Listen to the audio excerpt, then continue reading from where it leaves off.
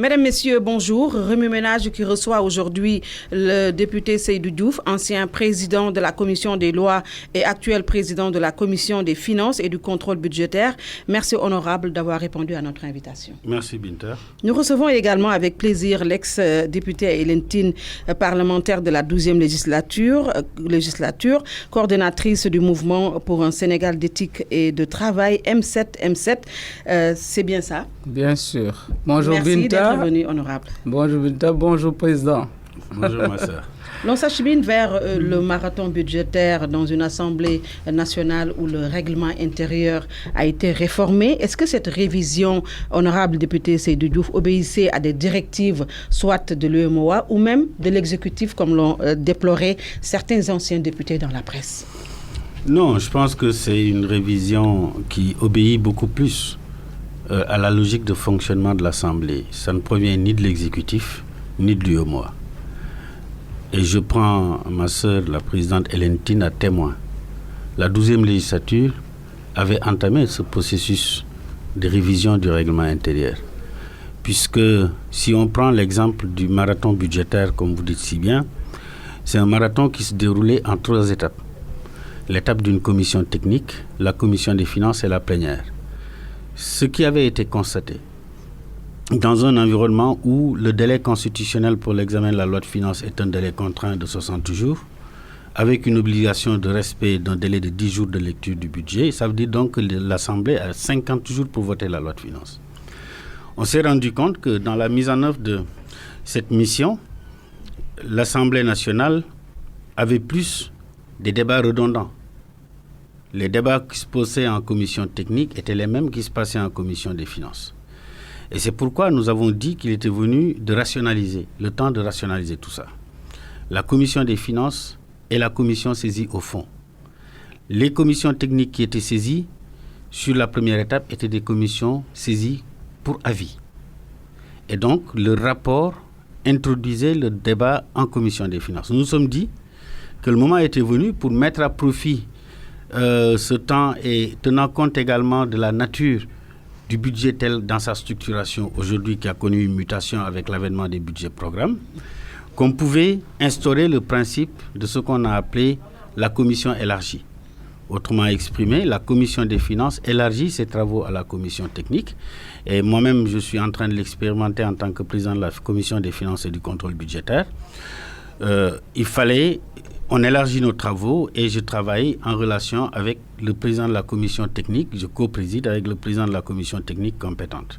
Ça, c'est un aspect de la réforme. Il y a d'autres aspects, si vous voulez, sur lesquels on pourrait revenir. Est-ce que cela veut dire, honorable Hélène Tine, que cette réforme du règlement intérieur de l'Assemblée nationale est venue à son heure? Quelle est votre appréciation? Merci Binta. Je voudrais saluer mon frère Seydou Diouf. Je ne l'ai pas vu depuis qu'il est retourné à l'Assemblée pour cette législature. En profiter aussi pour saluer toutes nos auditrices et tous nos auditeurs et vous remercier de nous donner cette opportunité de communiquer avec les Sénégalais.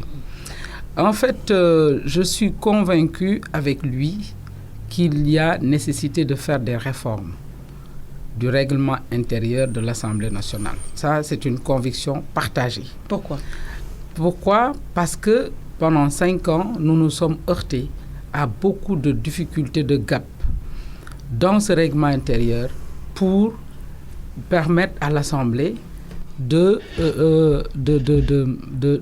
répondre aux attentes très fortes des Sénégalais pour en faire une assemblée de rupture. Ça, c'était notre conviction en allant à l'Assemblée en 2012 pour la 12e législature. Et donc, nous partageons cette conviction-là parce que nous aussi, quand on est allé au début de la législature, nous avions effectivement fait des pas dans ce sens qui n'ont pas donné les résultats attendus. Maintenant, entre la nécessité de réformer ce règlement intérieur pour que l'Assemblée puisse jouir ou jouer pleinement son rôle et la réforme qu'on a déclinée récemment et votée, est-ce que cette réforme répond à ce besoin-là? Est-ce qu'il répond à ces questions-là? Je pense que c'est là où se trouve le problème. La réforme qu'on a vue, en tout cas, on pourrait entrer dans la réforme. Cette réforme, c'est vrai, est venue à la veille de la session budgétaire, parce que si c'est vrai que cette réforme devait impacter sur la session budgétaire, avec les changements de commission qu'on a vus. Mais dans le fond, les grandes réformes, et je pense que le président Seydou Diouf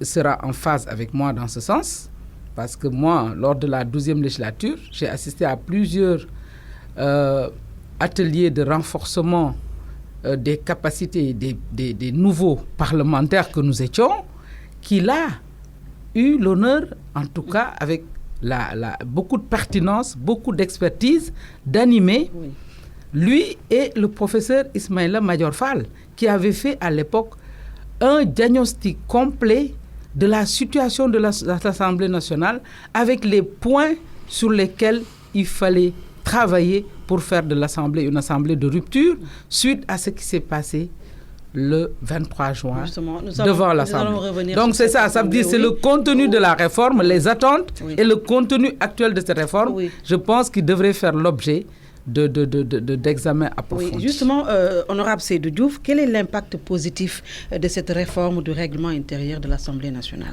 Alors, je suis entièrement d'accord avec la présidente Hélène Tine. Moi, je me réjouis de partager ce plateau avec elle parce que je l'ai suivi à l'Assemblée nationale. J'ai eu l'occasion de travailler avec cette législature, cette 12e législature. Et c'est vrai que la préoccupation a toujours été la même. Maintenant, dans la mise en œuvre du processus de réforme, je précise que nous avons fait une première étape de réforme. Nous avons dit qu'au plus tard, le 30 avril, la deuxième étape devrait être bouclée. Pourquoi nous avons fait une réforme par étape? Parce que d'abord, on était à l'ouverture de la session, il nous fallait régler très rapidement toutes les questions qui pourraient avoir un impact sur la session budgétaire. C'est pourquoi la restructuration des commissions a été validée.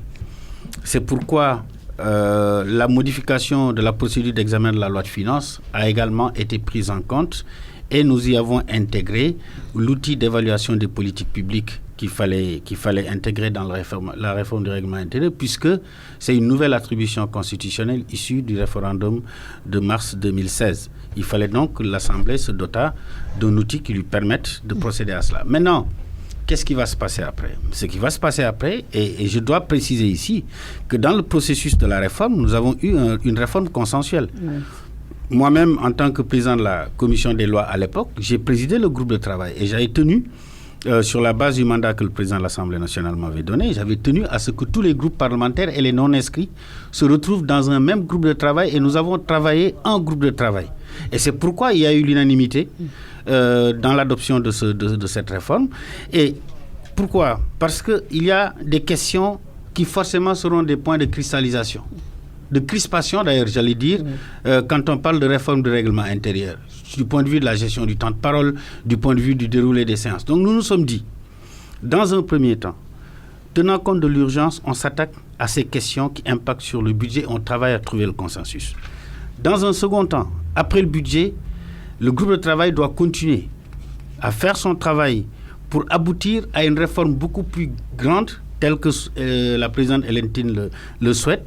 Mais à ce niveau-là également, il ne faut pas s'attendre à ce qu'il y ait toujours une unanimité. Moi, je l'ai toujours dit, il y aura certainement des points de crispation, parce que quand il va falloir clarifier des questions qui ont, par exemple, la notion de question préalable, les motions préjudicielles, quand il faut rentrer sur les procédures parlementaires, forcément, on va être dans des logiques de confrontation de groupes. Cela peut se faire, on peut aboutir à un consensus. Donc, cette deuxième étape de la réforme doit être enclenchée après le vote de la loi de finances et devrait connaître son terme en principe le 30 avril. C'est ce que nous avons arrêté. Ça veut dire donc que nous sommes dans un processus qui a connu une première étape avec beaucoup de succès. Et moi, je voudrais rendre hommage à tous les collègues qui s'y sont adonnés. Et elle-même, elle peut en être témoin. L'autre partie de la réforme, c'est par exemple quand on touche au spectre d'intervention des commissions. On avait une commission du développement et de l'aménagement du territoire qui, par sa taille, faisait le suivi de presque 13 à 14 ministères des fois. C'était très difficile. Et donc, il fallait réduire. les spectres d'intervention pour permettre une meilleure spécialisation des commissions dans le suivi des politiques publiques. Alors, vous avez parlé d'unanimité autour de cette réforme. On a quand même entendu, Hélène Tine, dans la presse, certains anciens députés dire que c'est justement un règlement intérieur qui a été taillé sur mesure pour la majorité. Est-ce que vous êtes... En fait, moi, quand j'ai lu la réforme, je l'ai examinée par rapport aux défis énormes qui nous attendent pour faire de l'Assemblée ce qu'elle doit être, cette institution prestigieuse que la Constitution du Sénégal lui confère, ce prestige-là. J'étais quand même très, très déçu. Pourquoi? Parce que je pense que la réforme à l'état actuel, Monsieur le Président Diouf, c'est juste une réforme qui obéit à un toilettage, plus ou moins dans les questions de forme, beaucoup plus. Parce qu'il y a eu la loi constitutionnelle que vous avez, la révision constitutionnelle qui a été faite avec la suppression du poste de Premier ministre. Il fallait que dans le projet, dans le règlement intérieur actuel, qu'on n'extirpe tout ce qui avait référence au Premier ministre. Il fallait, compte tenu du fait que maintenant, dans cette réforme, on a amputé à l'Assemblée nationale beaucoup de ses prérogatives par rapport au contrôle de l'exécutif. Tout ce qui touche à la motion de censure, à la question de défiance et autres, il fallait enlever toutes ces parties-là. Il fallait effectivement... donc c'est plus, en regardant le texte, c'était d'abord un grand toilettage. Deuxièmement, ce qui m'a aussi déçu, c'est que le projet répondait beaucoup plus à donner une réponse aux nouvelles architectures gouvernementales. Parce que le ministère de l'économie et des finances a été scindé en deux. Maintenant, il fallait effectivement qu'il y ait des commissions qui puissent adresser ces deux départements ministériels-là. Et je pense que ça aussi, ça fait partie des raisons, peut-être qu'on ne dit pas, mais qui sous-tendent donc cette réforme-là. Et demain, si le président Macky Sall a décidé de retourner en arrière par rapport à cette architecture gouvernementale, on a voté une loi. Est-ce que la loi est quelque chose de sérieux? La loi ne peut pas obéir à des changements de découpage des ministères. Et ça, je trouve que ça fait partie des choses, en tout cas, qui m'ont beaucoup déçu. Le fait d'éclater la commission de développement, je pense que pour moi, c'est positif. L'éclater, parce que c'était une commission effectivement très, très, très large, très lourde. Le fait de l'éclater, je trouve que nous aussi, ça faisait partie de nos préoccupations. Le fait de consolider les commissions pour gagner du temps, pas pour gagner du temps seulement, mais parce que nous ne sommes pas là-bas pour chercher à gagner du temps, mais parce que les députés sont payés, représentent le peuple, le temps qu'il faut, même si on est limité par la loi, le temps qu'il fallait pour examiner le projet de budget, on le consacrait. C'était les moments les plus denses à l'Assemblée nationale. Donc je pense qu'il y a des choses à revoir. Il ne suffit pas seulement de consolider ces deux étapes, mais il faut peut-être avoir d'autres étapes qui doivent être importantes pour permettre aux députés de mieux porter les préoccupations des populations à l'exécutif. Nous allons revenir sur ça, mais honorable Seydou Diouf, vous allez certainement rebondir sur les impertinences que vient de souligner Hélène Tine, mais également répondre sur l'enjeu même du passage du budget de moyens au budget programme. Oui, je dois dire qu'il y a ces aspects de forme dans la réforme. Puisque le poste de Premier ministre n'existe pas, il fallait en tirer les conséquences du point de vue de l'organisation de nos textes à l'interne. Mais de mon point de vue, Hélène, on est allé beaucoup plus au-delà de ces questions de forme. La réforme porte par exemple l'obligation qui échoit aujourd'hui à toutes les commissions de faire un travail de contrôle adossé au programme budgétaire avec des auditions au plus tard le 1er juin. C'est important. C'est l'obligation. Parce qu'aujourd'hui, c'est une obligation de suivi de l'exécution des budgets qui ont été alloués à des ministères sectoriels. Ça, c'est quelque chose de déterminant parce qu'aujourd'hui, il faut le reconnaître, à travers le monde, plus aucune Assemblée nationale ne se positionne en termes de crédibilité sur le vote de la loi. C'est par le contrôle et l'évaluation que les assemblées se font respecter. Si aujourd'hui on aménage un espace et qu'on dise de manière très claire dans le règlement intérieur que toutes les commissions seront dans l'obligation, avant le 1er juin de chaque année, d'auditionner tous les ministères qui relèvent de leurs compétences, et non pas seulement de faire une audition comme ça, mais de faire une audition adossée à l'exécution des programmes budgétaires. Et je reviendrai peut-être sur ça. Je pense que ceci est extrêmement important. Pourquoi ? Parce qu'à travers ces auditions, avant le 1er juin, la date n'est pas fortuite. Parce que, vous le savez, Madame la Présidente, c'est au 30 juin au plus tard que le débat d'orientation budgétaire se tient. Il faut donc permettre aux députés, membres des différentes commissions, de faire le contrôle et à travers le débat d'orientation budgétaire et le rapport qui devra être produit pour la loi de finances initiale, introduire la discussion en loi de finances initiale, que cela repose sur du concret, sur du réel, sur l'atteinte d'objectifs.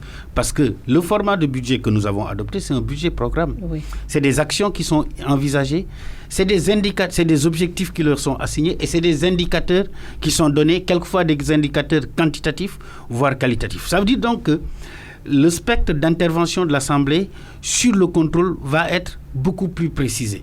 Il faut s'en réjouir. Parce qu'il y a une obligation de rendre compte, c'est ça? Oui, je reviendrai sur ça. Oui. Mais est-ce qu'aujourd'hui, on a fait la réforme en fonction de la structuration du gouvernement? Non. Moi-même, je l'avoue, ce travail, avant même la mise en place du groupe de travail, lorsque le président Niasse m'avait demandé de conduire le processus, il y a de cela 1 an déjà, j'avais travaillé avec les services législatifs de l'Assemblée nationale. Et nous avions convenu, et je prends à témoin Moundiaï Cissé d'ailleurs, dont l'ONG 3D nous avait accompagnés dans ce processus avec le concours du professeur Khouma, nous avions travaillé à un redécoupage du spectre d'intervention des commissions en fonction du contenu. C'est il y a de cela 1 an. Ça veut dire que cette préoccupation que nous avons répond à dépasser ce qui a été à l'origine de la limitation du nombre de commissions à l'Assemblée. Parce que dans la tradition parlementaire, par exemple française, qui nous a souvent servi de référence sur nos textes, la limitation du nombre de commissions procédait de la volonté de l'exécutif de ne pas permettre à l'Assemblée de spécialiser son contrôle. Et lorsque aujourd'hui nous nous retrouvons avec des commissions, la commission des affaires économiques, ce n'est pas uniquement parce que le ministère de l'économie a été créé, mais la commission des affaires économiques aujourd'hui est le siège de l'intervention des ministères du tourisme, de l'industrie, du commerce. Et ça, c'est des ministères qui se retrouvaient dans la commission de développement. Donc on a essayé. Aucune œuvre humaine n'est parfaite, mais nous avons essayé d'asseoir quelque chose qui nous permette d'aller vers une meilleure spécialisation de nos collègues. Alors Binta, vous avez évoqué la réforme, elle est importante sur le budget, la gestion axée sur les résultats. Oui, nous basculons cette année, et il faut s'en réjouir, sur le budget programme. Qu'est-ce à dire? Ça veut simplement dire... à partir de 2020. Oui, c'est ce que nous sommes en train d'examiner. Je sors d'une séance avec le ministre de la Culture et de la Communication où nous avons examiné ces 4 programmes budgétaires. Oui. Ça veut dire quoi concrètement? C'est qu'avant, on donnait les moyens au ministère pour faire fonctionner leurs services. Aujourd'hui, on donne les moyens au ministère sur la base d'un programme de politique publique bien défini, des activités identifiées, des objectifs assignés à ces activités et des indicateurs de mesure de leur atteinte ou pas. Et ce qui est important, c'est ce qu'on appelle à l'entrée avec l'examen de la loi de finances initiale, c'est l'élaboration du projet annuel de performance. Aujourd'hui, chaque ministère élabore son projet annuel de performance. Les programmes budgétaires sont des programmes qui sont pilotés par des responsables au sein de ces ministères et à la fin de l'année, en soutien à la loi de règlement qui est la loi qui constate l'exécution du budget, il y a ce qu'on appelle les rapports annuels de performance. Oui. Donc vraiment, on est dans une logique de cohérence. C'est une première expérience. Il y aura forcément des ratés sur le calibrage des programmes, sur la qualité des indicateurs. Mais je pense qu'il faut se réjouir de cette réforme. Mais est-ce que l'obligation de résultat, est-ce qu'elle va permettre un meilleur suivi des politiques publiques, selon vous, Hélène Tine? Mais moi, je suis en phase avec la nécessité, je suis convaincu qu'il faut définir des résultats à tout un programme.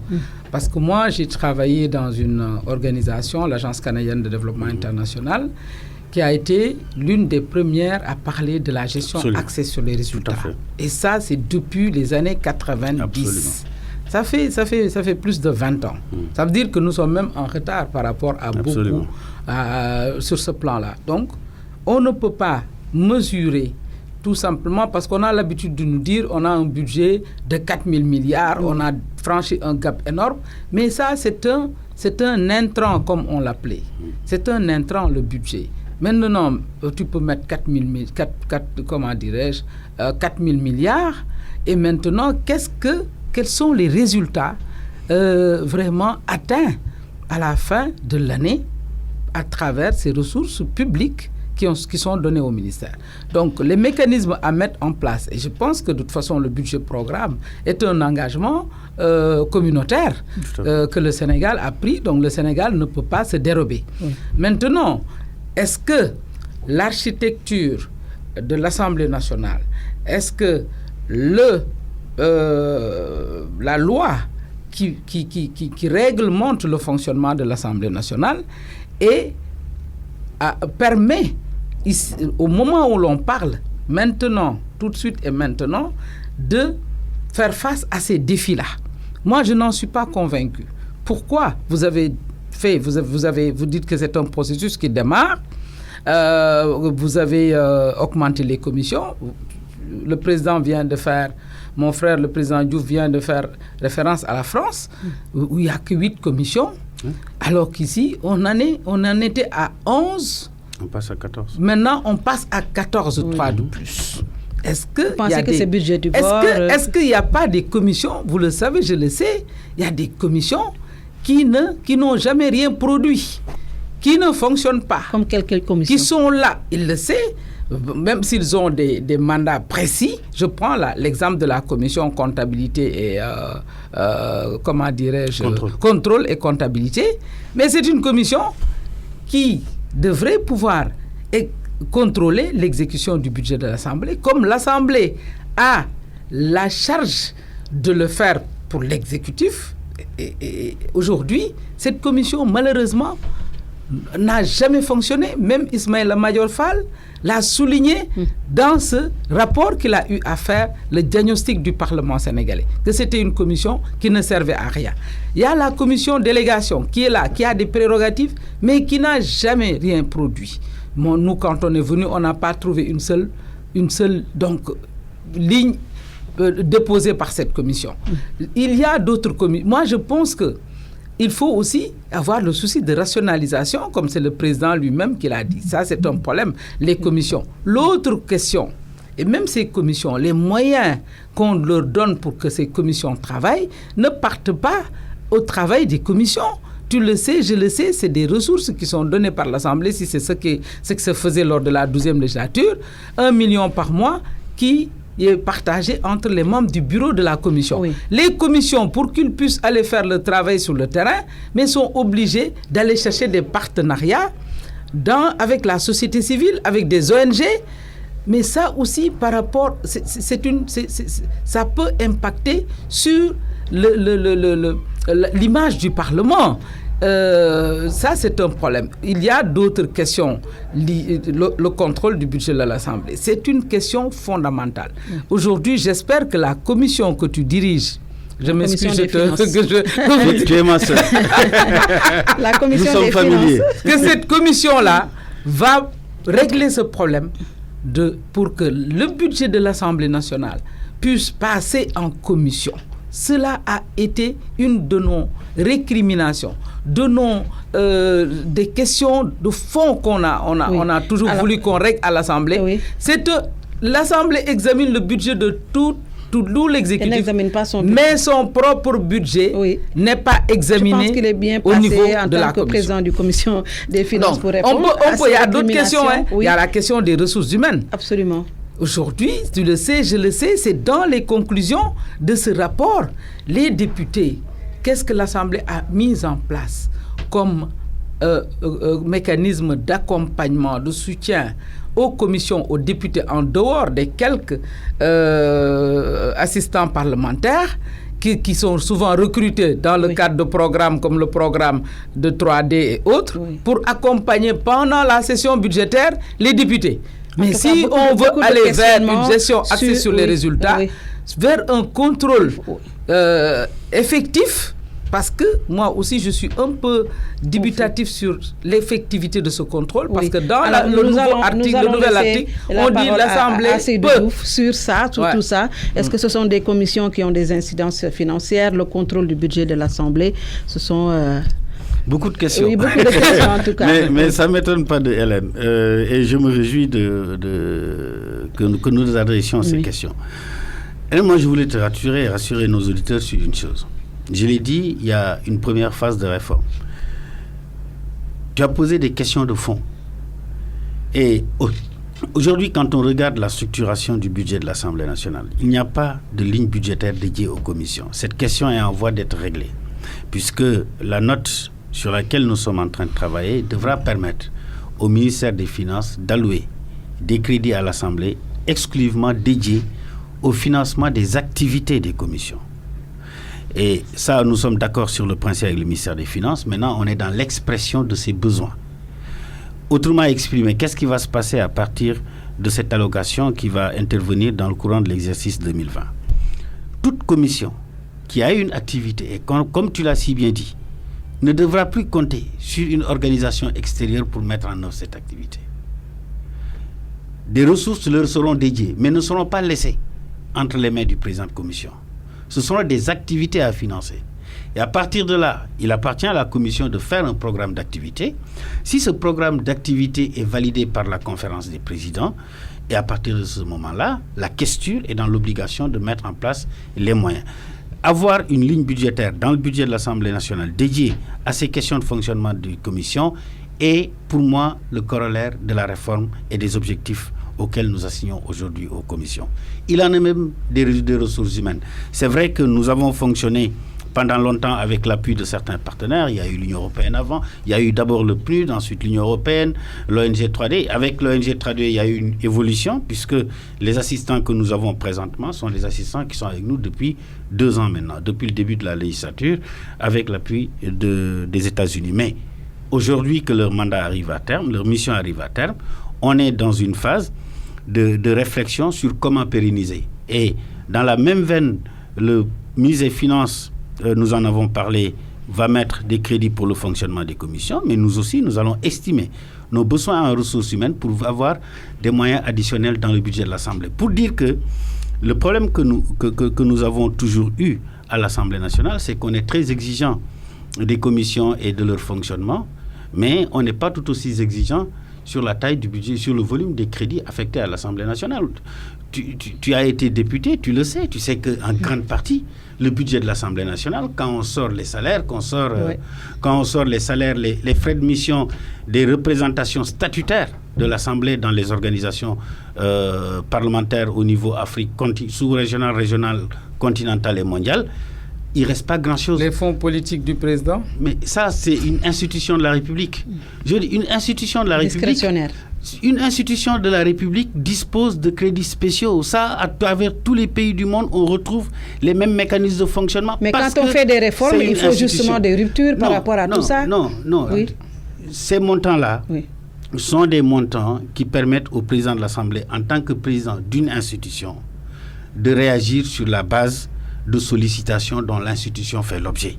Ça aussi, ça existe dans toutes les institutions. Maintenant, l'enjeu, et rien n'est exclu dans le cadre de la réforme que nous sommes en train de faire. Tu as posé à bon droit le problème du non-fonctionnement de la commission contrôle et comptabilité. L'argument a toujours été donné que le budget de l'Assemblée nationale était juste un budget de service voté reconduit d'année en année. Le débat, il est là. on peut l'avoir. Vous l'avez eu sous votre législature. La législature 11e à laquelle j'avais appartenu l'avait eu. C'est des débats récurrents. Par contre, sur la commission de délégation, c'est vrai, qu'est-ce qu'on a confié à cette commission? Le vote de textes de loi entre deux sessions sur la base de situations exceptionnelles. Ou encore le contrôle des politiques, des lois, de l'application des lois qui sont votées. C'est vrai que cette commission n'a jamais fonctionné. Mais aujourd'hui, moi-même, je me pose le problème, la pertinence de laisser la mission de contrôle de l'exécution des lois à une commission qui n'était pas à l'origine de l'examen de ce texte. Il faut laisser, de mon point de vue, à la commission compétente qui avait piloté l'examen d'un projet de loi, le soin, au bout d'1 an, ou de 6 mois, ou de 7 mois, d'en assurer le contrôle de l'application.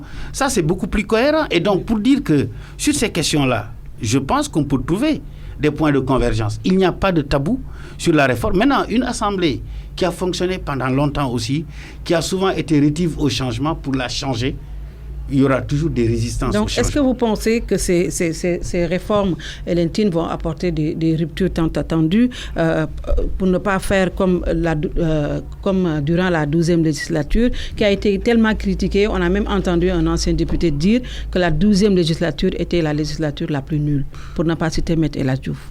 Bon, mais je pense qu'il va relativiser cette assertion ou bien ces propos. Moi, je suis convaincu, j'ai beaucoup de respect pour mon frère Seydou, mais en regardant ce qui se passe actuellement à l'Assemblée nationale, je n'ai pas honte. De rupture. Non, je ne peux pas avoir honte et de dire que notre législature a été la plus nulle. Moi, je pense qu'il y a un problème fondamental, au-delà de ces réformes dont on parle et qui sont des réformes impératives. Il faut les faire. Impérativement, il faut faire ces réformes-là. Je pense qu'au-delà, il y a la façon dont on élit les députés, dont on choisit les députés. Ça, c'est des questions fondamentales.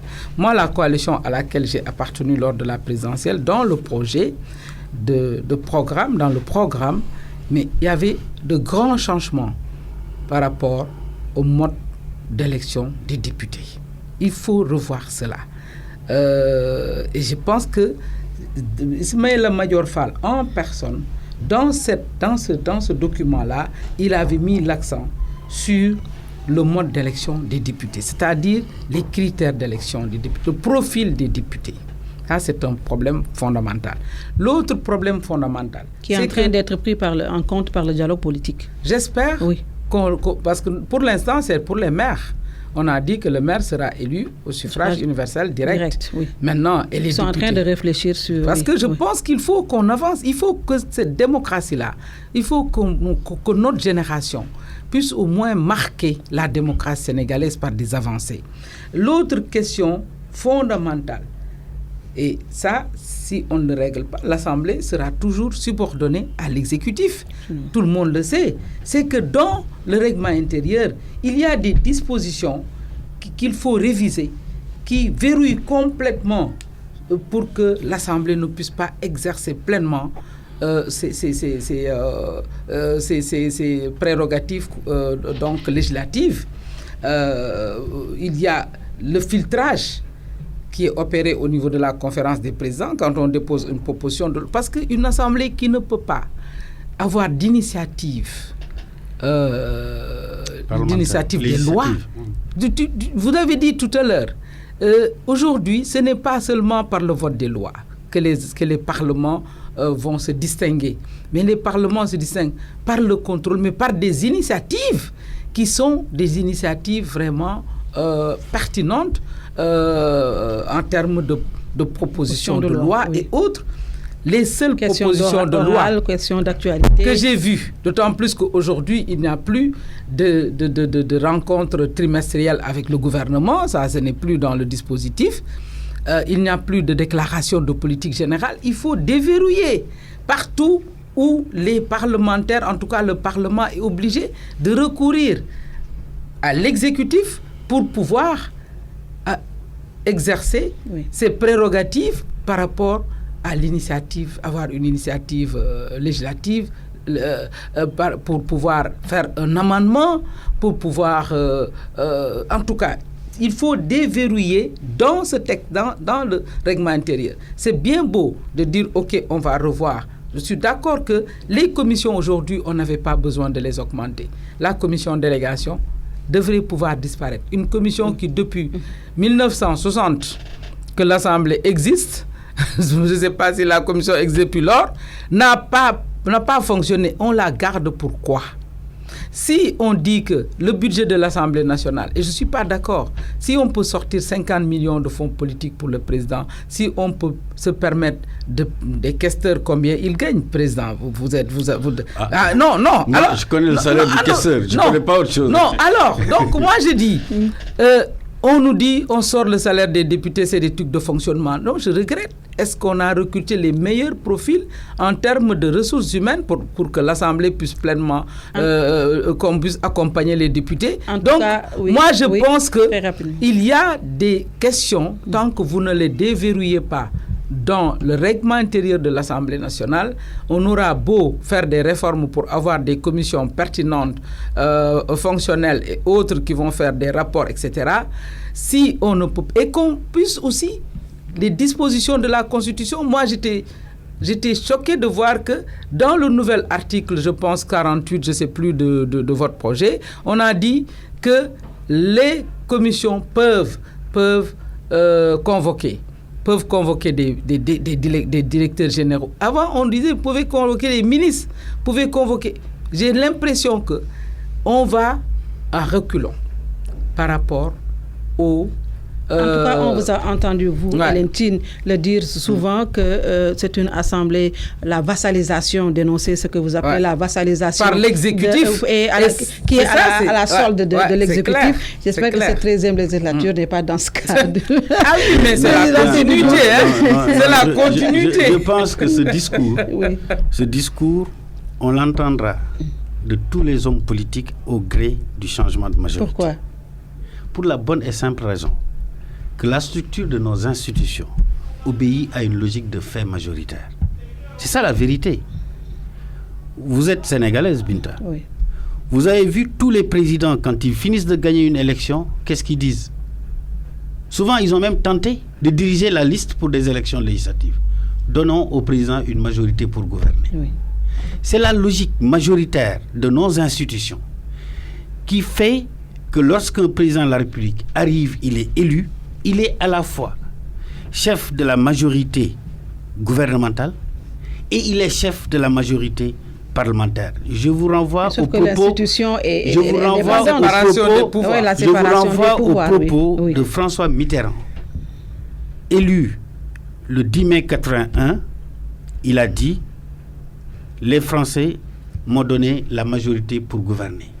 Le 8 juillet de la même année, après les élections législatives, qu'est-ce que François Mitterrand disait?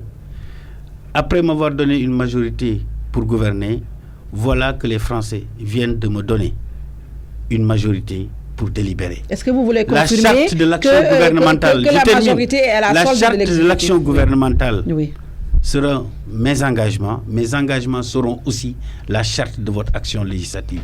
Ça veut dire que tant qu'on acceptera, en tout cas tant qu'on ne changera pas la nature de notre régime en faisant sauter le fait majoritaire, cette situation-là demeurera à la vérité.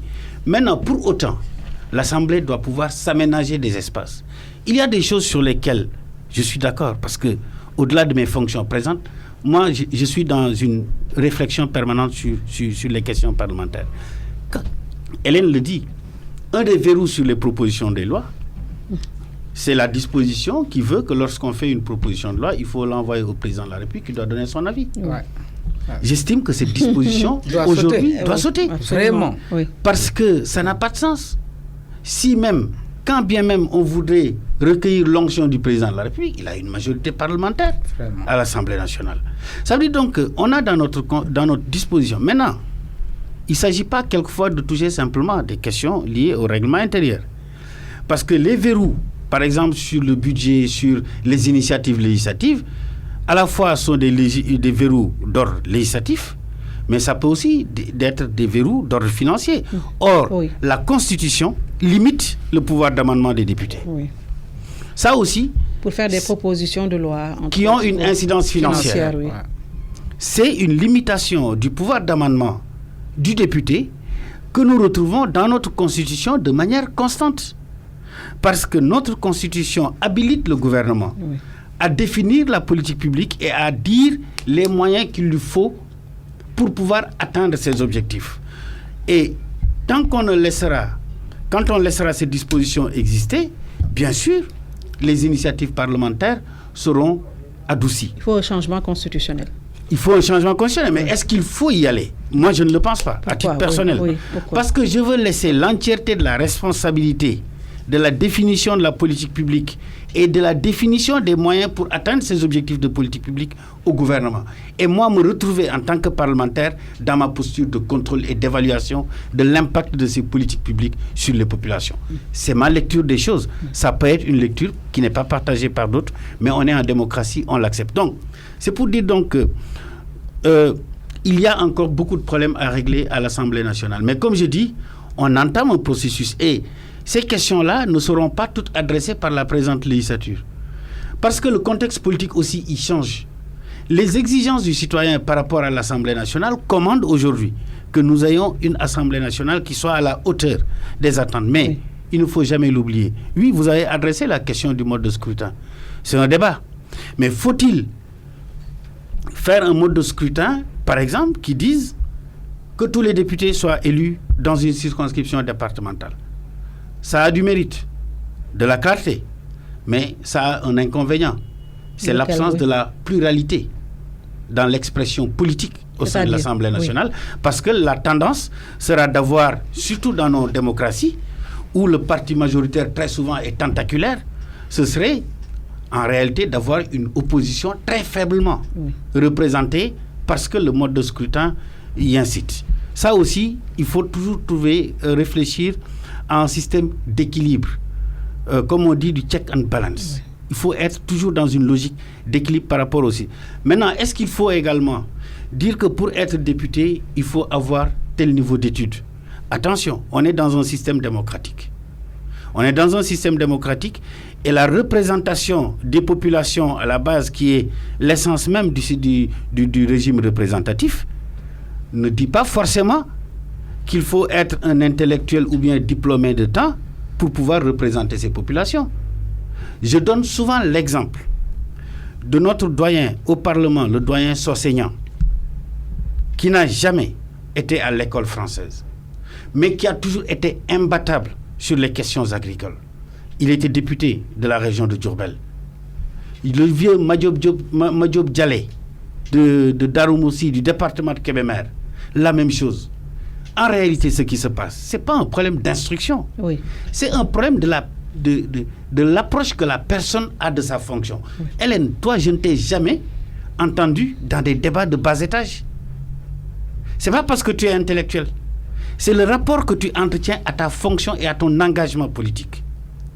Si tu es convaincu que l'engagement politique s'adosse à un débat reposant sur un argumentaire de part et d'autre, mais il n'y a pas besoin d'entretenir des discours de bas de caniveau. Oui.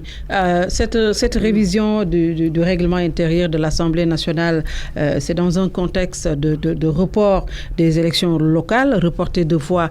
Hélène Tine, quel est votre avis par rapport à ce report? Je voudrais juste, avant de répondre à cette question, dire à mon frère que moi, je n'ai pas évoqué, parlant de profil, je n'évoquais pas le niveau d'études.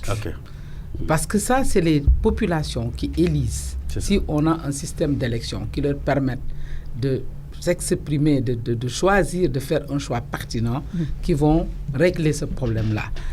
Donc, le seul problème aujourd'hui, c'est que si on allait à un système d'élection à 2 tours au niveau départemental, Parce qu'on a vu lors des dernières législatives une coalition qui s'est accaparée, c'est la vôtre, de tous les postes au niveau départemental avec 51% de suffrages. Ça aussi, ça pose problème. Dans un département, il faudrait qu'on puisse requérir une majorité dans le département, aller à un deuxième tour s'il le faut dans un département pour élire les députés. Sur le report. Et cela ne ferait qu'augmenter leur légitimité. Oui. Maintenant, je suis content de t'entendre dire qu'il faut, parmi les verrous à faire sauter, il faudrait arrêter de brimer l'initiative législative des députés en requérant l'autorisation du président de la République. Absolument. Par rapport à toute proposition de loi d'un député. Mais ça, c'est des doubles verrouillages que personne ne peut comprendre, qui ne sont pas dignes d'une démocratie. Et, in fine, je suis aussi... Je dis, moi je ne peux pas accepter qu'on dise que les hommes politiques changeront selon qu'ils soient d'un côté comme de l'autre, comme tu l'as plus ou moins dit tout à l'heure, parce que quand on est du côté de la majorité, on est en face souvent. Non, c'est cela qui doit changer. Oui. Ce qui doit changer, c'est que moi, je t'ai connu quand j'étais député. Tu as mis le doigt sur les failles de l'Assemblée. Tu nous as exhortés à dire, voilà pourquoi on est une assemblée forte, voilà ce qu'il faut faire.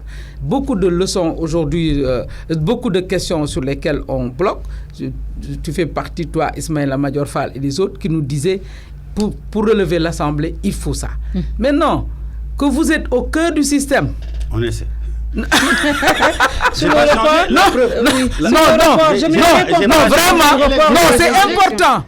Maintenant, moi, j'aimerais que le rapport d'Ismaïla Madior Fall, qui met le point sur les vrais problèmes à l'Assemblée nationale, avant qu'il ne soit dans le système, qu'il puisse le défendre. Parce que je sais que toutes les propositions de loi, les deux seules que j'ai vues passer depuis, ça va faire 7, 8 ans ou 9 ans, c'est-à-dire une proposition de loi de notre législature, celle que vous venez de faire pour changer le règlement intérieur, c'est toujours pour ça, émane la plupart du temps de lui. Parce que moi, j'ai été député, j'étais dans le groupe Benno Bokk Yakaar. Si je suis parti, c'est parce que j'ai constaté que ces engagements que nous prenons, quand nous arrivons, nous refusons d'avancer là-dessus. Et cette proposition de loi, c'est lui qui est venu nous l'expliciter au sein du groupe Benno Bokk Yakaar, et cette proposition de loi n'avait rien d'autre que des préoccupations partisanes. Sur le report. Bref, sur le report. Oui, sur le report. Et 3 minutes à Seydou. Je pense que je suis mal à l'aise par rapport au report. Pourquoi? Parce que c'est des élections locales qu'on se prend, en tout cas, on se permet de les reporter, quelles que soient les contraintes que nous avons par rapport au processus électoral. Je pense qu'on avait le temps d'avancer dans cette concertation en cours pour ne pas nous aller à 2021, oui. On ne sait même pas. Oui. Ça veut dire que c'est le flou. C'est le flou au plus tard, total. Personne ne sait comment on peut dire dans une loi au plus tard. Mais une loi doit être précise, Monsieur le Président. Parce qu'il y a une loi qui va aller dire au plus tard. Mais ce n'est pas possible. Moi, je ne comprends pas. La loi on devrait tout faire pour que dans cette loi, que vous allez voter en procédure d'urgence, comme d'habitude, dire, voilà, les élections se tiendront à telle date. Ça, je pense que sur le plan démocratique, je ne peux pas l'accepter. Il fallait une date. Parce que ces élections locales sont importantes pour les populations. Oui, alors, toutes les questions qui impactent sur le vécu des populations sont portées par les collectivités locales. Je vais terminer. C'est terminé. Le foncier, il reste 2 minutes. Sur le foncier, le président a dit que 90% des problèmes qui remontaient et qui risquaient de créer des crises venaient du foncier, et il a interpellé les maires. Quel garde-fou on met d'ici cette date-là pour que cette situation, par exemple, ne perdure pas? La parole est assez doux maintenant. Sur le report. On est à la fin, beaucoup d'interpellations. Oui. J'ai dit, Hélène, faire sauter le verrou sur les initiatives législatives, oui. Mais il faut accompagner le dispositif de ressources humaines de qualité qui accompagne l'Assemblée. Et ça, il faut que tous les hommes politiques acceptent et assument le fait qu'aujourd'hui, une expertise au service de l'Assemblée est une expertise qui va coûter de l'argent. Rares sont les hommes politiques qui l'assument. Mais moi, je l'assume parce que c'est ma conviction. Car il y a eu des initiatives législatives. Vous vous rappelez de la loi Latif Gueye? Ah oui. Aujourd'hui, à l'évaluation, qu'est-ce que le monde de la justice nous dit? L'une des rares. Le monde de la justice nous dit c'était bien de le faire. Sur la criminalisation de la drogue. Mais aujourd'hui, on est embourbé dans des procédures longues parce que la criminalisation a des conséquences sur la procédure judiciaire. Mais il avait raison compte tenu de ce qui est en train de se passer dans la drogue. Oui, mais c'est ce que j'ai dit. Ouais. Donc, il faut, quand on prend les initiatives législatives, il faut avoir des ressources humaines pour accompagner les députés. Moi, je le dis, on attend beaucoup des députés sénégalais. Quelques secondes sur le report, c'est d'où, des locales? Sur le report, je n'ai aucun problème pour ça. Pour la bonne et simple raison qu'on est dans un processus de dialogue. On ne peut pas, il y a beaucoup de lois où on met au plus tard. Au plus tard etc. Il y a beaucoup de lois. Ah bon? Ah oui, il y a beaucoup de lois où on fixe un horizon temporel pour permettre au gouvernement ou aux acteurs de prendre les diligences à cet horizon, vis-à-vis de cet horizon temporel. Ça existe. Ce n'est pas un problème de logistique. Maintenant, pourquoi je n'ai pas de problème par rapport au report? Parce qu'on est engagé dans un processus de dialogue qui, bon an, mal an, essaie de regrouper tous les acteurs du processus politique autour des questions qu'il faut vider. Ça prend du temps. Et je précise, que nous sommes en porte-à-faux avec la loi électorale, avec ces deux reports. Mais vous savez, dans notre pays aussi, quelquefois, les experts, vraiment, s'ils veulent régler les problèmes, ils n'ont qu'à déférer des projets de loi devant l'organe compétent au plan judiciaire. C'est plus simple, parce que tous les jours, on nous sert un expert, un docteur, un machin. Non, le débat politique est pollué par ça. Nous avons des institutions de régulation. Oui. La Cour suprême, elle est là dans sa chambre administrative. Vous croyez que des projets de loi comme ça vont venir à l'Assemblée sans que leur avis ait été requis auparavant? Non, je pense que nous sommes dans un État organisé. Si les gens ne sont pas d'accord du point de vue du contenu et pensent que ce contenu viole une disposition supérieure, mais ils n'ont qu'à déférer ce texte. Ce qui veut dire que l'amendement va être voté à l'unanimité. Maintenant, non, je termine simplement. Moi, j'attendais des députés qui mettent une date lors de ce vote. Oui. C'est terminé. Non, juste pour dire. Oui. J'attends de vous là, pour lors de cet amendement que vous puissiez imposer une date en tant que représentant du peuple. Ce que je veux, c'est qu'en tant que représentant du peuple, vous l'avez été, je le suis. Demain, d'autres le seront. Nous avons cette responsabilité de dire, si nous voulons avoir une Assemblée nationale qui se respecte, il faut que les questions qui semblent être des questions taboues soient totalement assumées par les acteurs politiques. Merci. Et je pense que la question du budget de l'Assemblée doit être adressée dans sa manière, non seulement d'être élaborée, mais aussi dans le volume des crédits qui sont affectés à l'Assemblée. Merci beaucoup à nos invités. Seydou Diouf, ancien président de la Commission des lois et actuel président de la Commission des finances et du contrôle budgétaire. Également à Hélène Tine, parlementaire de la 12e législature et coordonnatrice du mouvement pour un Sénégal d'éthique et de travail M7. Merci à Mohamed Ali Mouba qui était à la réalisation de Remue Ménage. Merci également à vous d'avoir suivi. À dimanche prochain. Président de la République, représenté, président de la République.